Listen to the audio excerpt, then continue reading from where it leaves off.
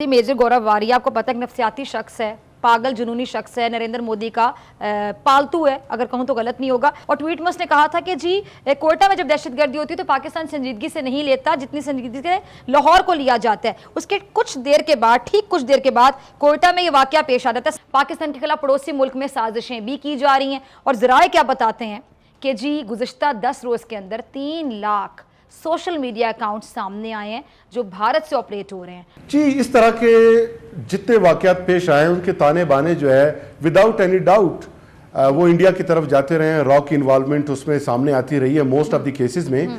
आप ये जब कहते हैं कि जंग ऑप्शन नहीं, तो अब आपको बताना होगा कि जंग भी ऑप्शन हो सकती है।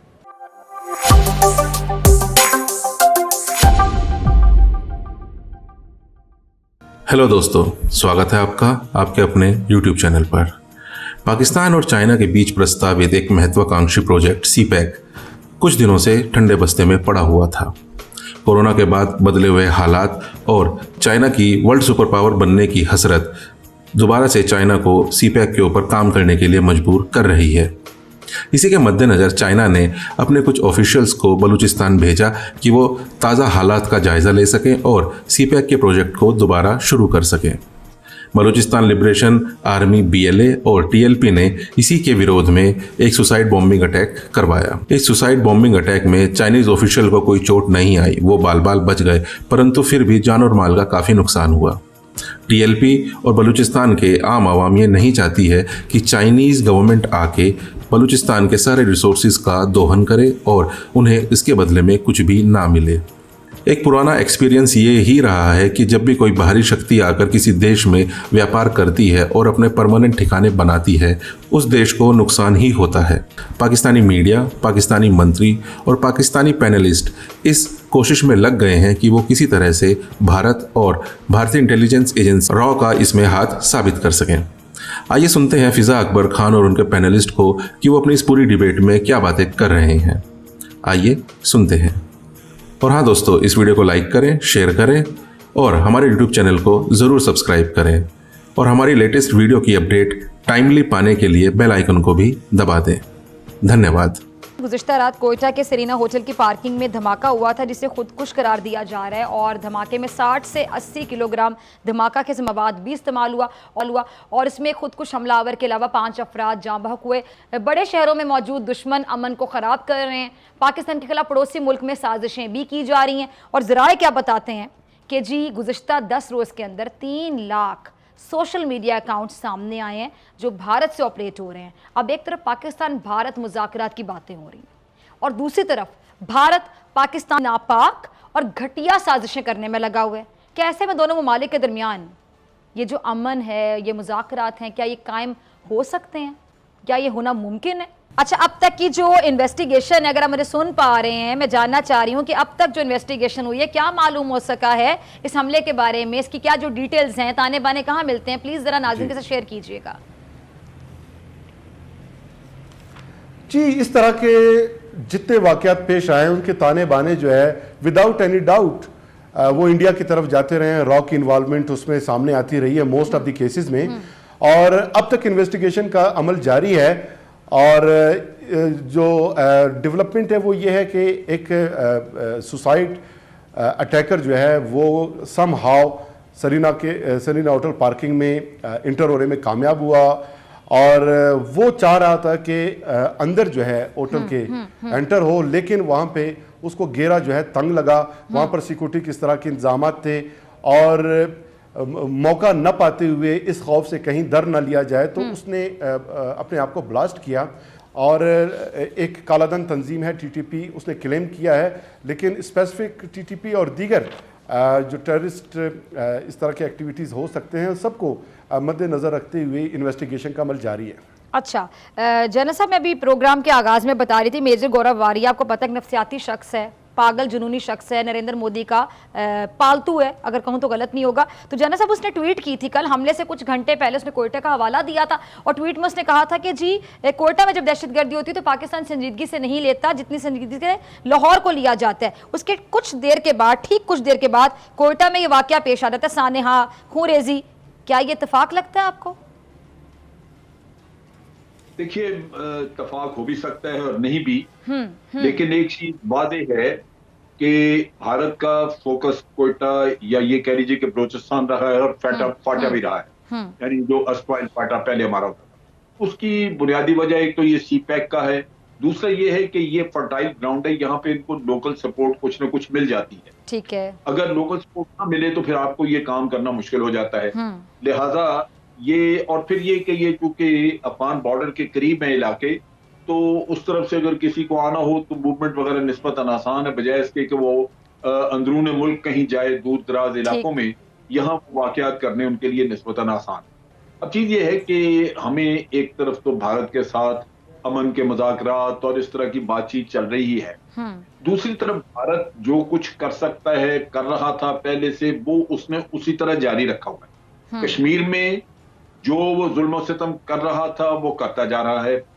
कोई वहां पे कोई ऐसी सूरत हाल नजर नहीं आती जहां पे जो कैद किए हुए लोग उनको छोड़ा जा रहा है जी। या जो मारे जा रहे हैं उनको।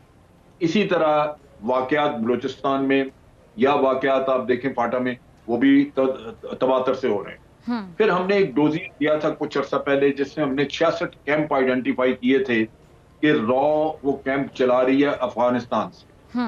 हमने उनकी लोकेशन भी दी, उनका सारा स्ट्रक्चर वगैरह दिया क्या है, लेकिन आज दिन तक वो कैंप भी मौजूद है।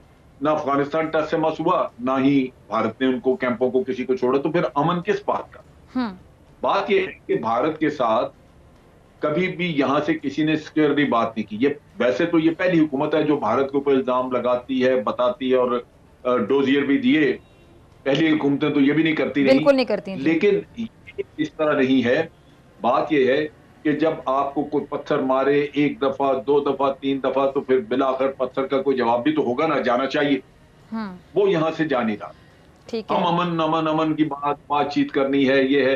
मेरा ख्याल है इसको अब थोड़ा सा नैरेटिव को आपको बदलना होगा। आप ये जब कहते हैं कि जंग ऑप्शन नहीं, तो अब आपको बताना होगा कि जंग भी ऑप्शन हो सकती है। भारत तो अपने काम पे लगा हुआ है, उसने आपको कहीं कोई रियायत नहीं दी। वो एपीटीएफ हो, फैटफ हो, फाटा के इलाके हो, यहाँ हो, दहशतगर्दी, वो अपने काम पे लगा हुआ है। कश्मीर हो, वो लगा हुआ है। लिहाजा हमें, मेरा ख्याल है, जो शौक चढ़ा हुआ है अमन का, उसको मेरा ख्याल है हमें देखना होगा। बलूचिस्तान की आवाम के हौसले को मैं दाद देना चाहूंगी। मतलब इतना हौसला है कि इस तरह की कार्रवाइयां अक्सर भारत की जानिब से की जाती हैं, और भारत किस तरह बलूचिस्तान को तोड़ना चाहता है, पाकिस्तान से अलग करना चाहते हैं, सबको पता है। कुलभूषण यादव को क्यों भेजा गया सब जानते हैं, और इनकी जो वीडियोज हैं ऑन रिकॉर्ड बहुत सी चीजें, कुलभूषण ने बहुत सी चीजों का इतराफ किया है कि बलूचिस्तान पे भारत की बहुत ज्यादा नजर है। ये खुद बलूचिस्तान का जिक्र ऐसे करते हैं, और भारत की जितनी भी दहशतगर्दाना कार्रवाइयां कितनी भी करता चला जाए, बलूचिस्तान तो पाकिस्तान का हिस्सा हमेशा रहेगा। जना साहब, ये पाकिस्तानी जो दफ्तर खारजा है उसने शाह महमूद कुरैशी साहब और जो उनके भारतीय हम मनसेबन के दरमियान जो अमारात में मुतवक्के मुलाकात है उसकी सख्ती से तरदीद करी, लेकिन दूसरी तरफ भारतीय जो मीडिया है वैसे दोनों ममालिक के दरमियान जो बैकडोर राब्ते हैं उसके तनाजुर में रिपोर्ट कर रहा है, ये क्या? देखिए, मैं अपने मीडिया को और अपने हुकूमत के जो भी बयान हैं उन पर यकीन करता हूँ। अगर हमारी हुकूमत ने बिल्कुल करना भी चाहिए। निगाह से ये कोई मीटिंग नहीं हुई। ठीक है। नहीं, बेसिकली मैं क्या जानना चाह रही हूँ जना साहब, ये तो मुझे भी पता है कि बकवास कर है भारतीय मीडिया, हमेशा झूठ बोलता है, लेकिन ये इनका इंटरेस्ट क्या होगा, कहना क्या चाह रहे, मकसद क्या होगा, क्या बताना चाह रहे हैं झूठ बोल के?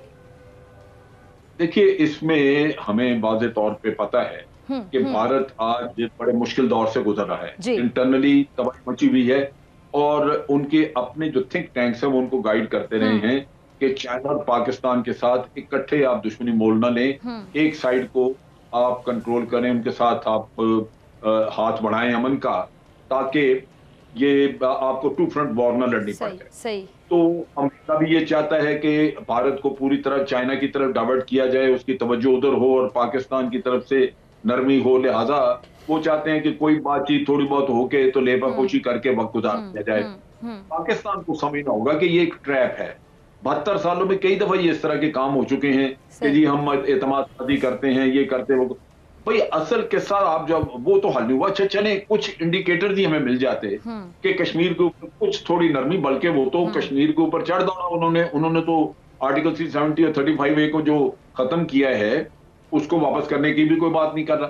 तो या कम से कम वहां से कुछ ट्रुप्स कम कर देते, कश्मीरियों की गर्दन पे बैठा हुआ जो उन्होंने रखी हुई बंदूक वो ही हट जाती, कुछ उनके 6000 से ज्यादा लोग हैं हुर्रियत के जो अंदर बंद किए हुए जेलों में, और उनके लोग ढूंढ रहे हैं, उनको पता नहीं कि भारत की किस किस जेल में कौन पड़ा हुआ है, तो उनको कम से कम रिहा करते।